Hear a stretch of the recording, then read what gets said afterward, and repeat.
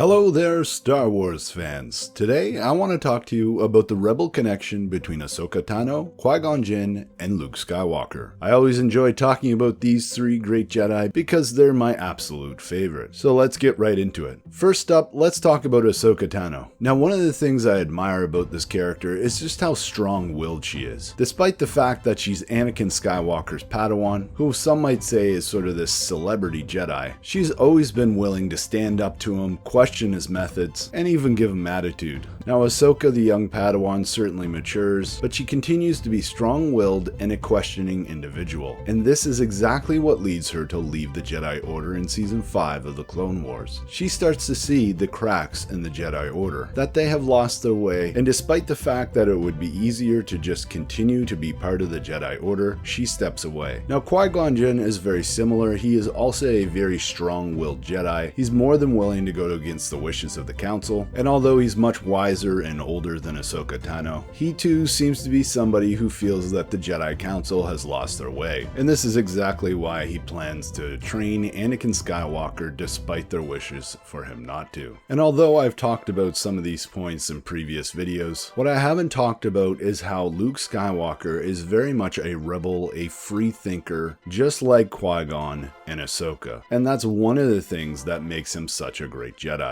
Just like Ahsoka is willing to leave the Jedi Order despite the fact that Anakin wants her to stay, and just like Qui-Gon would have trained Anakin Skywalker had he had the chance, Luke leaves his Jedi training early and goes to save his friends on Cloud City. This reminds me of Ahsoka's line from the Season 7 of the Clone Wars where she states, "In my life, when you find people who need your help, you help them, no matter what."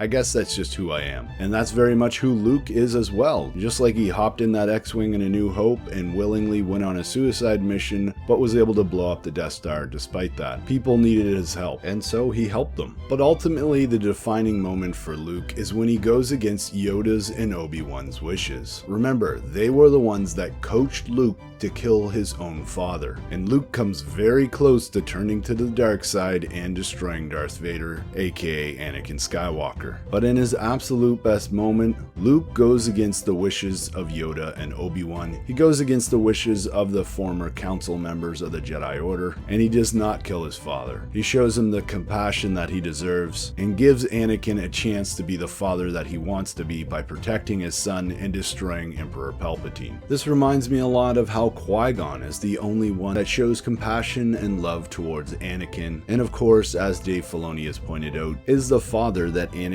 always needed. And I think through these three characters, George Lucas is sending us an important message. An important message to believe in yourself, be willing to criticize and question other people. Be willing to follow your heart and do what you think is right, especially when it means you can show compassion and support those around you. These are certainly important messages that will always have relevance in our culture, probably now more than ever. But hey, Star Wars fans, what do you think about the connection between these three characters? Are they true rebels? Let me know in the comments below. As always, I'm Mike. Thanks for watching, and may the Force be with you.